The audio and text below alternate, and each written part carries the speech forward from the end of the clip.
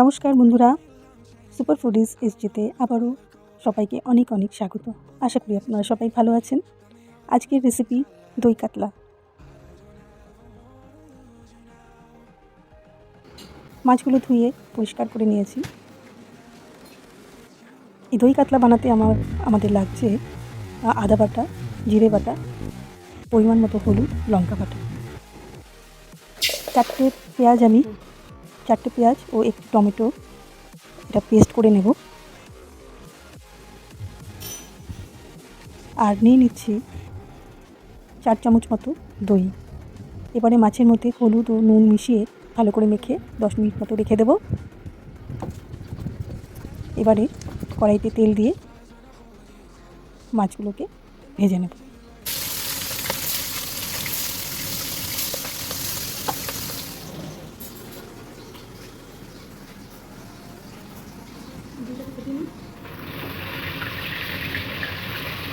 মাছগুলো ভাজা হচ্ছে, লাল লাল হয়ে আসলে আমরা মাছগুলো তুলে নেব। মাছ ভাজা হয়ে গেছে। এবার আমি একটা ভাজা মশলা করে নিচ্ছি। গোটা জিরে, এলাচ ও খানিকটা ধনে। এবার তেলে শুকনো লঙ্কা, তেজপাতা ও জিরে ফোড়ন দিয়ে দিচ্ছি। এবারে পেটে রাখা পেঁয়াজ বাটা ও টমেটো বাটাটা দিয়ে দেব।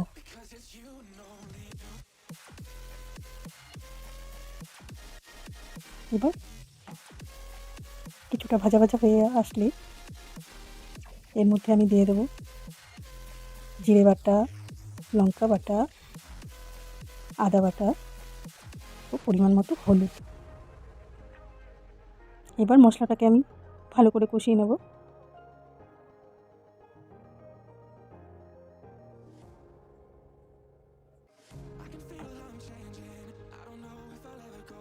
মশলাটা আমার কষানো হয়ে গেছে।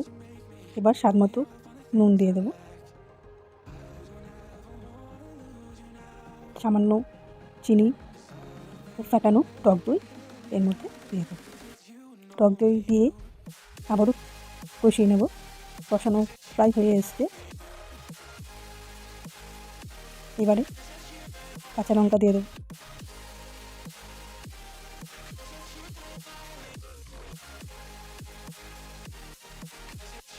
কষানো আমার হয়ে এসছে।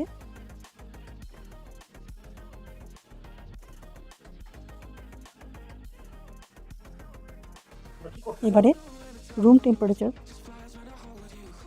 জল পরিমাণ মতো দিয়ে দেবো।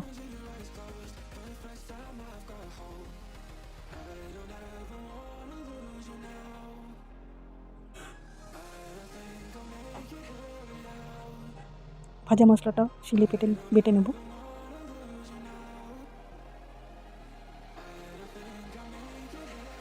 ঝোলটা আমাদের ফুটে এসছে।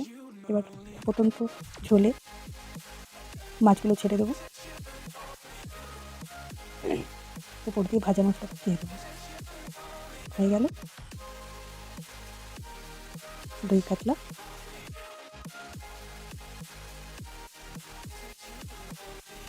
দেখুন কি সুন্দর হয়েছে।